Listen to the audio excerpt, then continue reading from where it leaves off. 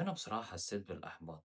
هتلاقي كل الناس بتقولك إنك لو عايز تنجح وتحقق أهدافك فمهم إن أنت تتعلم الاستمرارية، بس مفيش حد هيقولك إزاي تستمر لما تعمل مجهود جامد وتلاقي في الآخر النتيجة صفر. امبارح نزلت عشان أصور فيديو وتقريبا قعدت فيه 3 أو 4 ساعات عشان كان الفيديو أوت دور، وانتوا عارفين بقى بشكل أوت دور والدوشة والناس. وفي الآخر روحت بفتح الفيديو لقيت الصوت بايظ ومش هينفع يتعدل.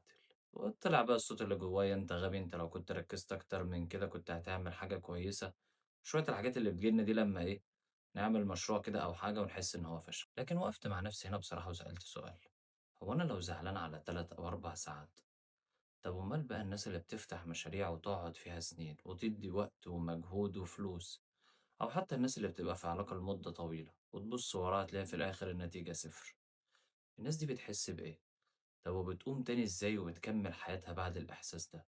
لما أنا عشان 3 ساعات حسيت بإحباط، لكن افتكرت حديث النبي صلى الله عليه وسلم، وده اللي خلاني قمت وعملت الفيديو ده. بيقول لنا إيه بقى الرسول الكريم؟ بيقول: المؤمن القوي خير وأحب إلى الله من المؤمن الضعيف، وفي كل خير احرص على ما ينفعك واستعن بالله ولا تعجز.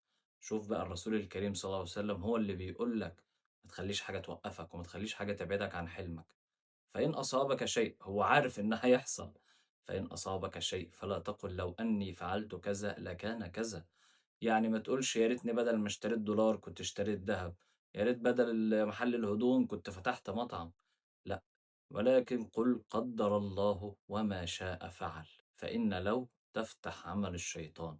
تفتح عمل الشيطان في إيه بقى؟ في إنه يحسسك قد إيه أنت غبي وأنت فاشل وإنك ما تقدرش، ويديك بص كم إحباط كده يخليك قاعد في الفراغ عشان يبدأ بقى هو يشتغل معاك الشغل اللي بجد. لكن أنت خليك أذكى منه، ما تخليش حد يغلبك ولا حاجة توقفك عن حلمك.